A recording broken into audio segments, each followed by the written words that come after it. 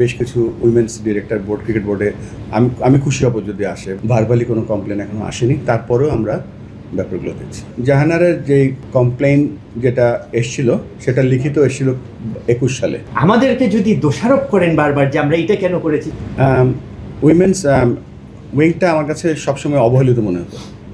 আপনাদের মনে আছে যেদিন আমি প্রেসিডেন্ট হলাম 7 তারিখে এখানে প্রেস কনফারেন্সে বলেছিলাম যে আমাদের মহিলা ডিরেক্টর নেই, মহিলা উইংসে মহিলা নেই। সো সেটা আমাদের লক্ষ্য শুধু না, আমাদের টার্গেট আছে। এবং যদি আমার বড় করে বলা উচিত না, কনস্টিটিউশন চেঞ্জ করার ক্ষমতা আমার নেই। কনস্টিটিউশন চেঞ্জ করতে হলে আমি বেশ কিছু উইমেন্স ডিরেক্টর বোর্ড ক্রিকেট বোর্ডে আমি খুশি হব যদি আসে।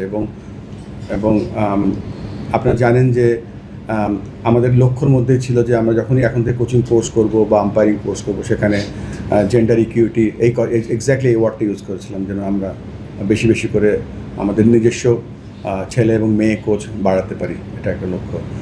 আর যেহেতু সানিয়ান ফ্যাসিলিটি নিয়ে বলছে, আমাদের আরেকটা উদ্যোগ আমরা নিচ্ছি। দেখেন, বাংলাদেশের কিন্তু লিস্ট এ ক্রিকেট ঢাকাতেই হয়, শুধুমাত্র ঢাকা প্রিমিয়ার লিগ যেটা, সেটাই। তো এই ক্লাবগুলোকে দেখে রাখার জন্য যে ক্লাবের যে কন্ট্রিবিউশন আছে, আজ আমরাও তো ক্লাব ক্রিকেটের মাধ্যমে উঠে এসেছিলাম। সো একটা ইচ্ছা আছে, যেই ক্লাবের, কেন এখানে আমাদের ঢাকা শহরে জায়গা কম, যেই ক্লাবেরই 15 বছরের একটা লিজ নিয়ে আসতে পারবে ক্রিকেট বোর্ডের কাছে, একটা ছোট জায়গা যেখানে একটা ইনডোর করা সম্ভব, বিসিবি এবং সেই ক্লাবের জয়েন্টলি একটা ইনডোর করবে এবং সেটা 8টা হোক 10টা হোক করবে। এই জন্য করবে, সেটা ওই ক্লাবও 12 মাস প্র্যাকটিস করতে পারবে, আর আমাদের এজ গ্রুপ যে টিমগুলো আছে সেখানে তারও 12 মাস ট্রেনিং করতে পারবে। সেই ধরনের একটা সিদ্ধান্ত আমরা নিয়েছি। ভাই, প্রথমত thanks for forming the inquiry committee. যদিও এখানে আসলে সাবেক 2 অধিনায়ক তামিম ইকবাল এবং বাশার বিবি মুক্তজা তাদের ফেসবুক পোস্টে জানিয়েছিলেন যে বিসিবি প্রভাবমুক্ত যদি থাকে তাহলে তারা তদন্ত কমিটিতে মানে ওরকমভাবে আর কি ইনভেস্টিগেশনটা ভোগ পেতে চায়। তো যেহেতু রুবাবাদুল্লাহ মতিনকে আপনি এখানে এন্টার করিয়েছেন, এটা কি মানে আপনারা কি মনে করেন যে এটা খুব ফলপ্রসূ একটা ইনভেস্টিগেশন কমিটি হতে পারে কিনা? আমজাদের কাছ থেকে না, এটা মুরভাইয়ের কাছ থেকে আনছিলেন। আর দ্বিতীয়ত হচ্ছে এই যে সিচুয়েশনটা, মানে বিং এ বোর্ড প্রেসিডেন্ট কতটুকু আপনাকে হন্ট করেছে, এইটা একটু যদি বলেন। কারণ আমরা এই কোশ্চেনটা অনেকক্ষণ ধরেই করার চেষ্টা করছি, যেহেতু আজকে আরেকটা বিশাল ঘটনা আপনারা করিয়েছেন, মানে যে কনফারেন্স তারপরে হয়েছে, এই কারণে একটু সাবসাইড হয়ে যাচ্ছে। I need to ask the question straight. না, রুবাবা উনি তো আমাদের ডিরেক্টর, এবং উনি একমাত্র ফিমেল ডিরেক্টর আমাদের। তো আমি মনে করেছি যে ইনফ্যাক্ট এই কমিটিটা করার পেছনে আমাদের কারণ শুধু না, আমাদের যে উইশটা ছিল সেটা হচ্ছে একটা ইন্ডিপেন্ডেন্ট। তো একজন বোর্ডের কেউ থাকা উচিত যিনি বোর্ডের ইনফরমেশনগুলো দিতে পারবে, এই একটা কারণ। আর পরিবেশটা যেহেতু 21-22-এর ঘটনা ছিল, এবং আমরা যতদূর জানি 21-22-এ এটা শেষ হয়ে গিয়েছিল। আর ক্রিকেট বোর্ডে এখনও কেউ, মানে আমরা খবরগুলো পাচ্ছি কিছু জায়গা থেকে, ক্রিকেট বোর্ডে কোনো লিখিত কোনো বা ভার্বালি কোনো কমপ্লেন এখনও আসেনি, তারপরেও আমরা ব্যাপারগুলো দেখছি। একটা বিষয় একটু যোগ করতে চাই, যে আপনি যেটা বলছেন যে আসলে রুবাবাদুল্লাহ যিনি বোর্ড ডিরেক্টর হিসেবে এখানে দিয়েছেন, একজন বোর্ড ডিরেক্টরের এগেনস্টেও কিন্তু এই ধরনের একটা কমপ্লেন আমরা দেখেছি। না মানে মানে আমি বলতে চাচ্ছি যে অনেক কিছুই তো দেখছি, বাট আমাদের যে যদি কেউ কোনো কমপ্লেন করে সেটা বোর্ডে লিখিতও আসতে পারে বা ভার্বালে আসতে পারে, তখন বোর্ড ব্যাপারটা আরও সিরিয়াসলি দেখবে। এখন নিউজ তো অনেক কিছুই থাকে, আমরা বলছি না অসত্য সত্য, এটাই।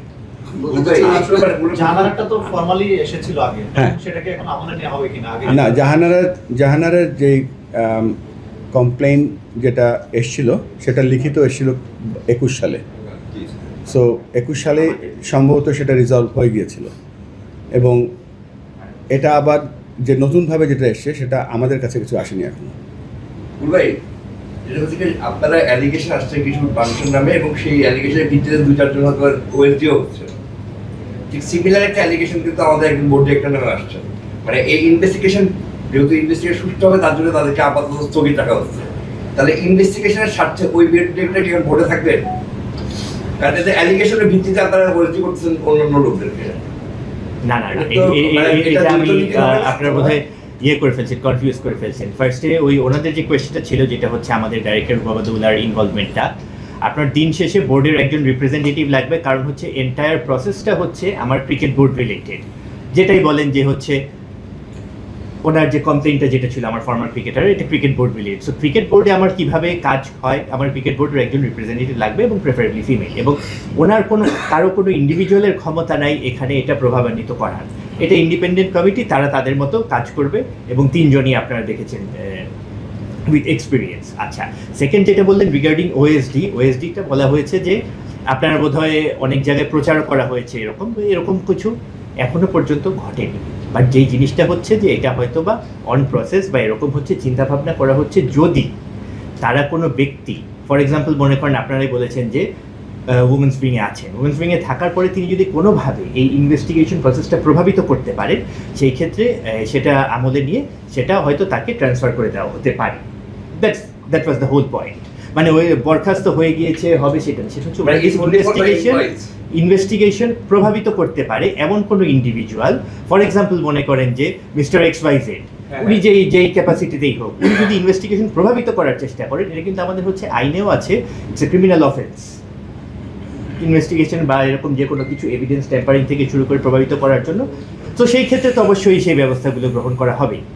আপনি যে কথা বলছেন এটা কিন্তু আর employees দের আচ্ছা, আর ক্ষেত্রে সে ইন এডিশন টু দ্যাট আমি বলে দিচ্ছি, ফর এক্সাম্পল আমি বলে দিলাম যে ঠিক আছে, আমার এখানে যে কারো একজনকে আমি বলে দিতে পারি, আমি ব্লেম করতেই পারি, বাট সেটা কি গ্রাউন্ডে কি হবে, আমি তো কালকে এসে বলে দিতে পারছি ঠিক আছে আতিফ আজম ভাই এর সাথে আমার প্রবলেম আছে, উনি এই করেছেন, without any evidence, without justification, আমি বলে দিতে পারি। কিন্তু তার মানে তো এই না যে আমি আপনার এগেনস্টে ইনকোয়ারি কমিটি করে দিলাম, আপনাকে মিডিয়া ট্রায়ালে নিয়ে আসলাম, তার মানে কিন্তু এইটা না।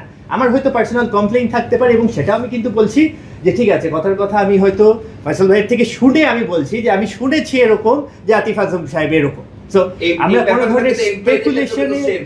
কোনো ধরনের স্পেকুলেশনের ভিত্তিতে কোনো কিছুতে আমরা যাব না।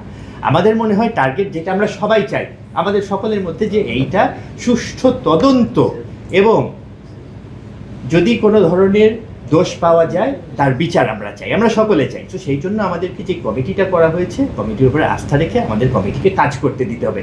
নট দ্যাট যে আমাদেরকে ব্লেম করবেন, আমরা 33 দিন হয়েছে এসেছি, আমরা কি করছি, এগুলো কিছু না। আমরা সহায়তা করতে চাই, আপনাদের ফিডব্যাক দিবেন, সেটা আমরা নিয়ে আমরা সামনে বিষয়টাকে গুরুত্ব সহকারে নিয়েছেন দেখেই তো একটা তদন্ত কমিটি করেছেন। সেই ক্ষেত্রে আপনারা যদি এমপ্লয়ীদের ক্ষেত্রে আপনারা তাদেরকে সরিয়ে রাখতে পারেন, একজন বোর্ড ডিরেক্টর যার নামে একই এলিগেশন আছে, তাদেরকে তার ব্যাপারে কি ব্যবস্থা নেবেন? এলিগেশন আসছে না, যেটা অ্যালিগেশন ম্যাগনিটিউড আপনারা যদি দেখেছেন, ফর এক্সাম্পল আমি এসে কালকে বললাম তো সেম জিনিস, যে ঠিক আছে আমাদের এখানে আমাদের অমুক পার্টিকুলার লোকের কথা আমি বললাম যে এই জিনিসটা আমি শুনেছি, আমি এক্সপিরিয়েন্স করিনি, কিন্তু আমি শুনেছি। তো সেটাকেও আপনারা যদি বলেন যে ঠিক আছে সেটাকে আমরা আমলে নিতে, সেটা আপনারাই আপনাদের সাংবাদিকতার এক্সপিরিয়েন্স থেকে বলবেন সেটা কতটুকু যুক্তিসঙ্গত। আপনারা যদি বলেন যে না এটা শোনা কথাতেও আমাদের গুরুত্ব দিতে হবে, দিব, কারণ আপনারা তো আমাদেরকে সাজেস্ট করতে পারেন, আপনারা আমাদের পলিসি মেকিংয়ে সহায়তা করবেন, কিন্তু আমি শুনেছি শোনা কথার ভিত্তিতে। আচ্ছা ভাই, একটা কথা আছে, আপনি প্রথমে যে মানে জানার প্রসঙ্গ আপনি একটা বিবৃতির মতোই বলেছেন, আমি ধরে নিচ্ছি যে বিসিবির অফিসিয়াল স্টেটমেন্ট আপনাদের, ওখানে আপনি একটা শব্দ বলেছেন যে আমরা অভিযোগ পাওয়ার বা দেখার পর ইমিডিয়েট ইনকোয়ারি কমিটি করেছি, কিন্তু যেটা অ্যাকচুয়ালি করা হয়নি। প্রথমে যখন অভিযোগটা আসে একটা ইন্টারভিউ পত্রিকায়, তারপর বিসিবি একটা বিবৃতি দেয়, আপনার ডিপার্টমেন্ট থেকেই বলা হয় যে এটা আসলে মিথ্যা এবং উড়িয়ে দেয় একরকম বিসিবি। কিন্তু উইদিন 12 আওয়ার্স বিসিবি আবার এটাকে রিভার্স করে যখন একটা ভিডিও ইন্টারভিউ আসে। এটা একটু ক্লিয়ার না, এটা ডিফারেন্ট জিনিস আমার মনে হয়। ওইটা ছিল, হ্যাঁ আমি একটা হচ্ছে ধরেন যে আপনার যে কোনো দল, আমাদের এইজ গ্রুপ থেকে শুরু করে যে কোনো দলের ওখানে হচ্ছে একটা সিলেকশন প্রসেস থাকে, কারা খেলবেন, কারা ক্যাপ্টেন হবে, ওটা একটা প্রসেসের মধ্যে দিয়ে যায়। ধরেন আমি কালকে যে বলতে পারি না যে ঠিক আছে আমি বোর্ড ডিরেক্টর, কেন এইভাবে টিম করা হলো, কেন এইটা হচ্ছে, that's not the right practice, আপনারাও জানেন। আচ্ছা হ্যাঁ, যেটা আমরা বললাম যে হচ্ছে এর আগে আমরা বলেছি যে রিগার্ডিং অ্যাবিউজ, ফর এক্সাম্পল মনে করেন আপনার হচ্ছে ওয়ার্ক প্লেস অ্যাবিউজ করার কথা, দ্যাটস ডিফারেন্ট। সো দুইটার কিন্তু উপস্থাপনা ভিন্ন। আমি আজকে কমপ্লেইন করতে পারি, কিন্তু হচ্ছে আমি আমার সিস্টেম নিয়ে আমি কমপ্লেইন করতে পারি, কিন্তু সমালোচনা এবং জিনিসটা দুটো জিনিস ভিন্ন। আমার মনে হয় আমি ক্লিয়ার করতে পেরেছি। আচ্ছা ভাই, হ্যাঁ। আচ্ছা প্রথম দিন যেটা আপনারা ফেক বা মিথ্যা অ্যালিগেশন বললেন, সেটা কি আপনারা ইনভেস্টিগেশন করে ওই প্রেস রিলিজটা দিয়েছিলেন? মানে যখন আপনি পত্রিকায় দেখলেন যে জাহানারা আলমে আমার জ্যোতির বিরুদ্ধে, আচ্ছা, মিথ্যা বা ফেক কিছু বলা হয়নি, ওখানে বোধহয় বলা হয়েছিল বেসড অন স্পেকুলেশন। স্পেকুলেশন এটাই তো ইয়ে করেছে। আচ্ছা হ্যাঁ, তো যেই জিনিসটা আমি আবারও বলছি, ফর এক্সাম্পল মনে করেন যে আপনার আমাদের ওয়ার্ল্ড কাপ স্কোয়াড হলো বা হবে বা যেরকম স্কোয়াড, এখন আমি হচ্ছে যদি ওখানে যে কেউ ভাবে বলতে পারে যে ঠিক আছে অমুক প্লেয়ার খেলোয়াড় দলে নাই কেন বা এই জিনিসটা কি সেটা কি, তো সেটার ভিত্তিতে তো দল পরিবর্তন হবে না, ঠিক না? সেটার ভিত্তিতে দল পরিবর্তন হবে না। আমি আবার বলছি যে দেখুন আমরা কি চাই, আমরা চাই যে এটার সুষ্ঠু তদন্তের মাধ্যমে ভবিষ্যতে জানি এ ধরনের কোনো ঘটনা ইতিপূর্বে ঘটে থাকলেও ভবিষ্যতে যাতে না হয়, এটাই তো আমরা চাই।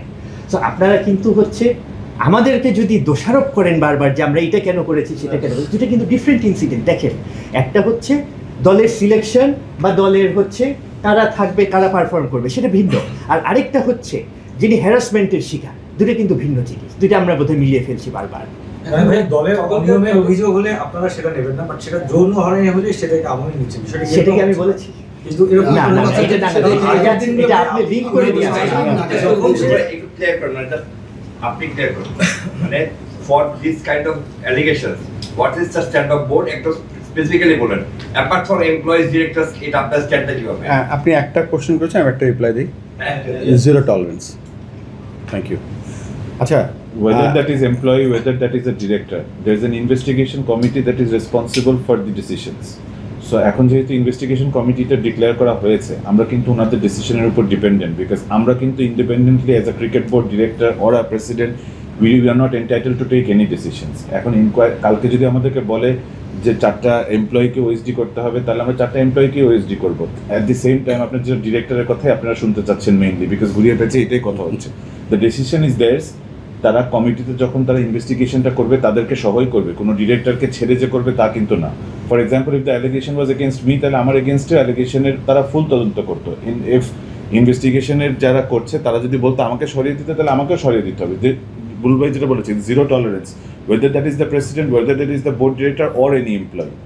যে জিনিসটা হয়েছে, if the allegations are true, it will not be tolerated. But at the same time এই এতটুকু ইনভেস্টিগেশন যেহেতু একটা মানুষের পার্সোনাল লাইফের উপরে জিনিসটা দেওয়া হয়েছে, it will hamper their life also if it is not true. So at least 5-7টা দিন কিন্তু ওদেরকে সময়টা দেওয়া যেতে পারে। ফর এক্সাম্পল, আজকে আতিফ ভাই আপনার নামে যদি দেওয়া হতো, তাহলে you deserve a right to get the decision also, যে আপনি কি এটাতে করেছেন নাকি করেননি। বিকজ অ্যালিগেশন যে কেউ দিতে পারে, and let's assume it's right or wrong, but যেহেতু ওনাদেরও কিন্তু ফ্যামিলি আছে, যাদের নামে অ্যালিগেশনটা দেওয়া আছে তাদেরও ফ্যামিলি আছে, তাদেরও বউ আছে, বাচ্চা আছে। সো তাদেরকেও 5-7টা দিন টু প্রুভ দেমসেলভস রাইট, সেটার সুযোগটাও কিন্তু আমি মনে করি তাদের পাওয়া উচিত। কমিটি যদি সুপারিশ করে তাহলে ডিরেক্টর ওএসডি হতে পারে, মানে ব্যাপারটা এরকম। ভাই, এই দেশের প্রাইম মিনিস্টারের জন্য এই নিয়মের কোনো মাফ নেই। আমরা কিন্তু মামুলি ডিরেক্টর। আমি যদি if I go and harass somebody and if it is proven to be right, তাহলে আমি তো একটা মামুলি ডিরেক্টর ভাই, এটা দেশের প্রধানমন্ত্রীরও রাইট নেই এটা করার। So if the investigations are right, anybody will be punished. এটা আমার ব্যাপারে না, আপনার ব্যাপারে না, এটা কারোর জন্য এটা ইয়ে করা। আর এই ধরনের আলোচনা করতেও আমাদেরই কেমন লাগছে। It's uncomfortable আমরা cricket for board, us to be facing this problem as well.